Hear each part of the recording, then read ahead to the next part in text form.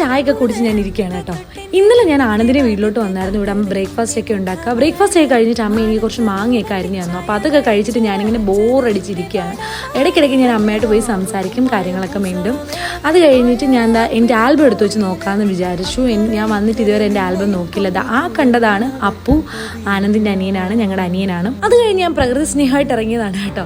ചുമ്മാ എല്ലാ ചെടികളും എല്ലാം ഒന്ന് നോക്കാമെന്ന് വിചാരിച്ചു, പുറത്തൊക്കെ ഒന്ന് നടക്കാമെന്ന് വിചാരിച്ചു. ഈ സംഭവം കഴിഞ്ഞ വട്ടം ആനന്ദ് വന്നപ്പോൾ ചെയ്തതാണ്. അത് കഴിഞ്ഞ് ഈ കലാവിരുതെല്ലാം ആനന്ദിൻ്റെയാണ് കേട്ടോ. പിന്നെ അമ്മമ്മ അവിടെ ഇരിക്കുന്നുണ്ട്. അപ്പോൾ അമ്മമ്മ എന്നോട് വിശേഷങ്ങളൊക്കെ ചോദിക്കുകയാണ്, ഞാനും വിശേഷങ്ങളൊക്കെ പറയുകയാണ്. അപ്പോൾ ഞങ്ങൾ രണ്ടുപേരോട് ഇങ്ങനെ സംസാരിച്ച് കഴിഞ്ഞ് കുറച്ച് നേരം കഴിഞ്ഞപ്പോൾ അച്ഛൻ പോയി ഞങ്ങൾക്ക് ചായക്ക് കടിയെല്ലാം വാങ്ങിച്ചുകൊണ്ട് വന്നു. അത് കഴിഞ്ഞ് ഞാനും അങ്കിതയും അമ്മയുടെ ഉത്സവം കാണാൻ പോയി. അങ്കിത എൻ്റെ അനിയത്തിയാണ് കേട്ടോ. അപ്പോൾ ഞങ്ങൾ 3 പേരുടെ ഉത്സവമൊക്കെ കാണാൻ പോയി. ഇത് കുമ്പഴക്കാവ് അമ്പലത്തിലെ ഉത്സവമാണ്. കുറേ നാളുകൾക്ക് ശേഷമാണ് കേട്ടോ ഞാൻ ഉത്സവം കാണാൻ പോകുന്നത്. അതുകൊണ്ട് തന്നെ ഞാൻ ഭയങ്കരമായിട്ട് അത് സന്തോഷിച്ച് ആഘോഷിച്ച് ഇരിക്കുകയാണ്. എല്ലാവരുടെയും ഡാൻസും പാട്ടും ഒക്കെ കണ്ടിട്ട് എനിക്ക് ഭയങ്കര സന്തോഷമായി കേട്ടോ. അങ്ങനെ അവസാനം ആനയും കണ്ടിട്ടാണ് ഞങ്ങൾ 3 പേരുടെ തിരിച്ചു വന്നത്. ഞങ്ങൾ 3 പേരുടെ കാര്യമൊക്കെ പറഞ്ഞിട്ട് തിരിച്ച് വീട്ടിലോട്ട് നടക്കുകയാണ്. ഇനി വേറെ പരിപാടികളൊന്നുമില്ല. പോയി കിടന്നൊന്ന് നന്നായിട്ട് ഉറങ്ങട്ടെ.